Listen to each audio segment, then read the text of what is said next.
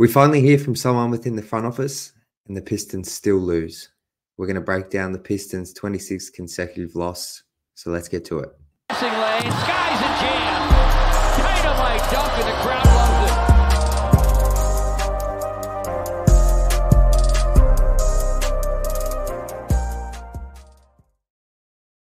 Welcome back to Pistons Intellect. I'm your host, Jack Kelly. You can follow me on Twitter at Jack_Kelly_313. If you're feeling so kind, please hit that subscribe button. We continue to get close to 500 subscribers. Loved chatting hoops with all of you so far through what has been the toughest season I've ever had as a fan of any sport. So today we're going to talk about the Pistons' 115-126 loss to the Nets.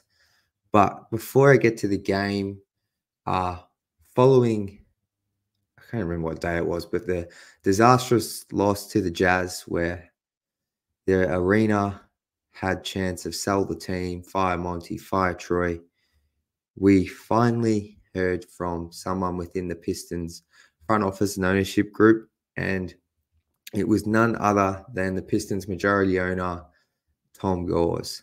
Now, most of you have probably already read the article via whether it was James Edwards from The Athletic or Amari Sankofa from the Detroit Free Press, but basically Gores did an online interview just to a group of beat reporters, and we basically got fed the answers through the outlets that were there. So I read James's article this morning. I'm a little bit late to the party, but I just want to say that, first of all, I am appreciative that we heard something that it took 25 losses and sell the team chance and national just embarrassment to finally hear from someone. So I appreciate Tom Gores hosting this. I don't know if you call it a press conference, but online kind of interview. But there was a lot here, but I think the gist of it is, honestly, go read it for yourself, because I'm going to give you my thoughts. But I think for me, there are a few takeaways. It basically just sounds like there's an admission here that this is not what the plan was meant to be, at least for this season. But overall, it doesn't feel like the Tom and his staff and front office team doesn't feel like there's a change coming in there. It feels like that there's acknowledgement, yes, this is a poor start. Stuff like he said no excuses, but we've had a lot of bad luck with the schedule, injuries. I don't know, man. Look, if you're referring to Cade's injury last year, man, I kind of get it. But everyone's schedule was condensed this year with the play-in tournament. That's why there's so many back-to-backs, because that was just an NBA thing. I don't think the Pistons were that much more hard done by. I mean, he talks about how they've got a heap of cap space and flexibility for upcoming seasons to surround the young core that they're still very invested and excited in. I don't know, not much inspiring stuff here, to be honest. And I think that's where the bit of, to be honest, just reading this, like I said, I appreciate something being said. I truly appreciate that. But, I mean, it was probably always going to be hard to inspire the fan base. But I think particularly just because it was done behind closed doors, it's just sometimes just reading the words doesn't have the same effect as when you hear the voice. And I sense that's kind of some of my takeaways. I mean, at the end of James's article, James asks, how does it feel when the fans are chanting sell the team? I'm going to paraphrase here, but Tom basically says, he says it's ridiculous. Other than winning, we do a lot in the community. Players, the organization, we do a lot in the community. If you put aside winning, we've made a very big difference in the community. That means a lot to me. And I just, whilst I'm not from Detroit, never been to Detroit, and I'm sure they've done great things in the community, I just don't think that's the time and place to be. It's not taking a victory lap, but just kind of enforcing that alongside the phrase of on-court winning. That's just, I don't know, like that particular line there and a couple of sentences I read out that kind of annoyed a lot of the fan base. And just reading that, I'm just like listen to this again. Other than winning, we do a lot in the community. And there's an acknowledgement in here. He says we should win more games. But it's like winning is the entire point of this of sports, like of professional sports. Sorry, there's obviously other elements when you're younger playing sport, like playing in teams. But on the professional level, where players are making the amount of money they make and generate revenue, like winning is the number one priority. So my takeaway from this is like you're doing everything but the entire point of this kind of thing. And he kind of does say that later when he says like all the dots are ready to be connected in the sense of like everything around it, the foundation. But it's like, is the foundation really right? Like you say the foundation's set and they have these great young players and the organization's never been in such a great, had a clean cap sheet and financially being this good under his ownership. But it's just like, I don't know, man, like if you're talking to the fans here, we don't really care. Like we're sure there's a portion of the community that have like been benefited from the work that the Pistons do, and that's amazing. I'm not discrediting that, but yeah, James kind of ended the article with that, and yeah, it just seems like there's going to be no change in the front office anytime soon. And certainly Tom Gores and Platinum Equity are not relinquishing their stake and selling it to anyone in the Pistons franchise. So, yeah, not the most inspiring answers because basically Tom also says that it's him and Troy that make all the decisions. Like when he was directly asked, this article says that it's him and Troy that make all the decisions. So, Tallum, Ed Stefanski, any other names you've heard, apparently they obviously have a say in their advisors, but they are not the ones making the final decisions. So it's all on Troy. So I think where I'm going to leave this is it feels like Monty's not going anywhere. I know I didn't really touch on him, but when you read the article, it just doesn't feel like Monty's going anywhere. And I think we knew that because of his contract. It feels like Troy would be the next domino to fall, but it still feels like that's not in the near future. Unless, to be honest, who knows? If they lose, if they break the record, like the national media around this now it's every time the Pistons play, like it is the top of ESPN on their website. You'll see their Pistons lose 25th, 26th. Like it's Bleacher Report, all the big social media pages are posting about it. House of Highlights, like so. That just feels like there's no real change. The only change is going to be a trade first. And then if this doesn't work out, it feels like Troy will be the one to go. And then that's honestly my takeaway. So I know that I was a bit all over the place there, but I highly recommend go read James's article, James Edwards III's article via The Athletic. I know Amari Sankofa did a great piece as well for the Detroit Free Press, so go check that out.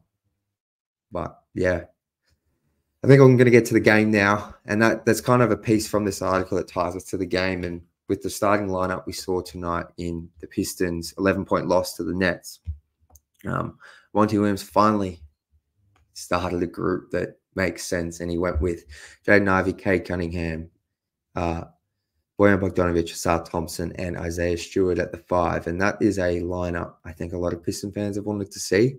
And I think Tom Gores may or may not have had a say, as well as Cade Cunningham having a say in a chat with Tom Gores about going away from those two bigs and kind of prioritizing Jaden Ivey's development as a starter, because the lineup we saw tonight just kind of made sense. So, and it's something Monty hasn't done yet. So feels like there's been some conversations had recently that might have led to that lineup finally being used. And look, it looked decent early on. The Pistons actually got up like 6-0 quickly, which I know sounds like nothing, but we're so used to them just starting poorly. So they got up early. Things were looking good for like the first 7 minutes of the quarter. And then, the shit kind of hit the fan. Monty, which is I think this has become one of my biggest pet peeves about him, is he inexplicably went back to his all bench lineups, which, like, look, I've spoken about it. Like, he said he wants to shorten the rotation, like, weeks ago, doesn't do it. And then tonight, without Killian Hayes, without Jalen Duran, so you're already down 2 of your top 10 guys. Like, you go back to an all-bench unit, and you're having Marcus Sasser hand the ball at the point, which I still have a lot of stock in Marcus Sasser, but he's not a point guard. He's not a point guard right now. He did a lot of dribbling around at the top of the key, which I know frustrated a lot of fans, and just sort of went nowhere with it. Made some poor passes off the back of that kind of dribbling and just going nowhere. Had a couple of turnovers. And then Alec Burks, just, I don't know what's happened to him. I don't even have to pull up the stats to see that man, I don't think shot anywhere near close to 50% in forever.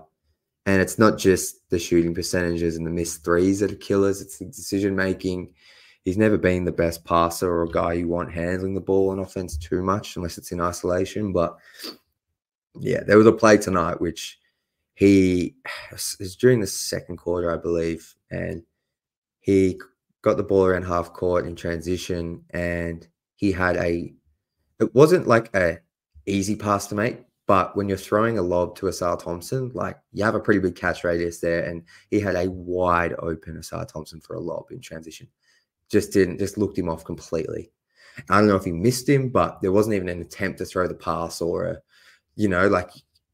it just looked like he completely missed it, or he didn't want to make the pass. And not only did he miss Asar, he missed Boyan open on the opposite wing for 3. He was wide open once again. He's the guy on this roster you want shooting threes, even if he's in a slump. Like, wide open, Bojan Bogdanovic is an A+ shot, and missed him as well. And Burks ends up settling for a pull-up 3 that just completely bricks. And it's not like time and time again, he just, not only is his passing and sort of playmaking hurting the Pistons, his inability to hit a shot is as well. Like, he had some misses tonight where, like, he shot a corner 3 and it almost, like, got caught in between the rim and backboard. Like, they call it a wedgie sometimes, and it's normally a jump ball. Like, just some, like, he's not this bad of a shooter. I don't know if he's still injured. I doubt it. I think he's typically a confidence player. It's probably why he's been a role player for his career instead of a starter, because he does fluctuate in consistency. But this is beyond just like a down slump and, an up and down to play. Like, he's been horrible. Like, so that's one of your main vets who's just giving you nothing, like, truly giving you nothing. And yeah, the Pistons were kind of just down by 20. Cade was in foul trouble in the first half. They closed the first half only down 9. But it was weird because it felt like they should be down more, but then they had some possessions that were okay. Jaden Ivey finished the game with a team-high 23 points and a team-high 7 assists on 6 of 11 shooting in 35 minutes. He was also the Pistons' only guy in the positives for plus-minus with a +6. But he also just had some bad turnovers. But the thing tonight that was great was he was allowed to play through those, even as costly as some of them were and head scratches. At least on one of those turnovers, and maybe 2, he got back and disrupted the play down the other end and didn't give up an easy transition layup. So that, like, it's frustrating. I get Jaden can be an erratic player, and sometimes the way he attacks the basket or makes playmaking reads, it does look clunky and out of control. But I mean, it kind of worked tonight. And I think he was the Pistons' best player. And it's the first time this season he's had back-to-back 20-point games. So I think I cannot imagine if Killian Hayes returns next game, if Jaden Ivey was taken out of the starting lineup, like, that cannot even be a conversation, I would think. So I don't want to say good game, because right now, when the Pistons play like this, like, no one's having good games, in my opinion. Like, Cade obviously is.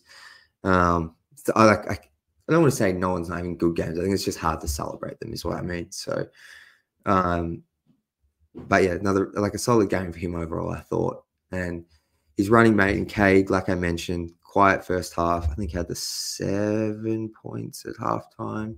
Maybe it was only 5. He only played like 9 minutes and had 3 fouls. So he was pretty much a non-factor in the first half with those fouls, and that kind of hurt the Pistons. But look, Cade finishes with 22, 6 assists, 9 of 20 shooting. Only the 2 turnovers in 33 minutes. So I think the thing I want to talk about with Cade is, and I've spoken about this before, and it'll tie me into the next player I want to talk about, but his defensive efforts have, they have not been great. He gets blown by. Kevin O'Connor tweeted out a clip in the Utah game where Cade just gets blown by. Like, he looks like he's not giving max effort, that's for sure. And like, I understand he's carrying a load, but tonight he only played 32 minutes. He didn't play much in the first half. He ended up playing pretty much all the second half, I think. But yeah, it doesn't matter what point in the game. It just feels like he gets blown by far too easily. And this is where I kind of questions Cade's leadership at times, because yet he clearly says all the right things. Like, he definitely a guy who says all the right things and holds himself. He's a level-headed guy, holds himself like accountable, and like, I think he is a leader. But where I question whether or not he can be a true franchise guy and leader at times is just with the defensive stuff and effort he can give. He's not like LeBron James or one of these top 10 players who can afford to take a ton of possessions off on defense because they're winning games and carrying their teams. They're playing in the playoff seasons before, like, they're building up all this mileage. Like, Cade's only played just over 100 games. Like, you expect more from him on the defensive end, especially with how this team's been playing. And yeah, he's just been getting blown by far too often for my liking, and you saw it again tonight. So, like, Jaden Ivey was heavily scrutinized for that kind of stuff, and he still gets blown by. Don't get me wrong. Like, he's definitely no star on the defensive end. And maybe that becomes a bigger question overall for the Pistons, is not whether Cade and Ivey can coexist together offensively, whether defensively they can ever get to a point where they can at least become neutral on defense, because that might end up being the biggest issue here. Is they might work beautifully offensively. Like, a lot of the time we talk about them having the ball in their hands, and Jaden, like, people will say Jaden Ivey needs the ball in his hands more, but I'm starting to think that if they're broken up, it'll be because of the defensive stuff. Because if neither of them can fully commit to that end, like, I think Jaden showed more effort tonight, but on the whole, like, if your backcourt's just like, if you're going to go for that model really of the Lillard-McCollum backcourt that just scores all out points but doesn't do a lot defensively, like we've seen, that's a hard team to build around. And yes, they were a competitive team and made a Western Conference Finals, and I would be absolutely stoked with that as a Pistons fan. But like, if the goal here is to win a championship, you need these two playing better defense. And they're not like McCollum and Lillard where they have the physical limitations. Like, these guys are 6'5", 6'6", 7-foot wingspan for Cade. Not much shorter for Ivy. Ivy's an excellent athlete. Like, they should be a lot better. So that's kind of where I've been monitoring. And Cade, yeah. Feels like I see Cade get blown by with ease a lot more than Ivy. Ivy's stuff can be more off ball, which is equally as important. But sometimes Cade's stuff just looks like he's not giving the full energy and effort, as opposed to not understanding where to be, like Jaden at times. So, yeah, I think that's enough on those two. The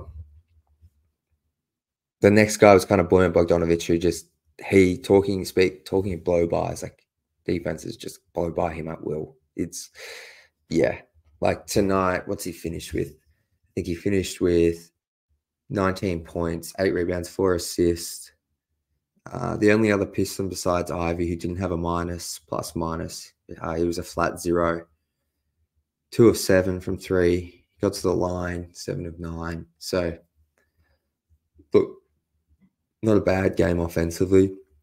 I'd like to see him hit a couple more threes, but yeah, the defense with Bogey is a big issue, and one that will never be solved. So,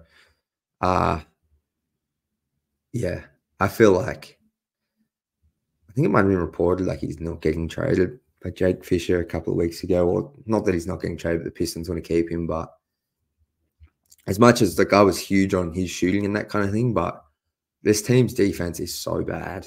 Like Keith Black Trudeau, he's a good Twitter follow, pointed out in a tweet that a lot of the Pistons offense gets spoken about a lot, and I certainly speak about the offense a lot, but the defensive stuff it's really bad, and it's a personnel thing as much as it is a scheme thing with the switching and that kind of stuff at times. So yeah, I think it's tricky because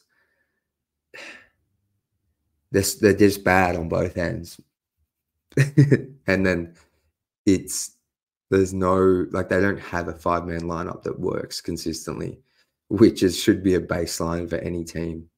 Like, especially with where the Pistons are at, like, your starting group should be like, there's no way your starting group should be in the negatives. Like, the Pistons really don't have a 5-man lineup that's played minutes that's actually positive. So, like, I don't have sympathy for Monty, but, like, this roster is just, you can't even put, like, a lineup out there that you can bank on. It's going to actually just kind of keep it even killed. Because as you saw tonight, the Pistons got back to within 2 points in that third quarter. But then a turnover here, a turnover there, a miss wide open, miss 3 here. And this is with your starting group, and you're back down 9. Like, it's just like that. Like, immediately the Nets can go on, like, teams can just go on 7, 9, 10-point runs in blink of an eye. And it just, yeah. And those are the ones that are just the real gut punches for the Pistons. Tonight,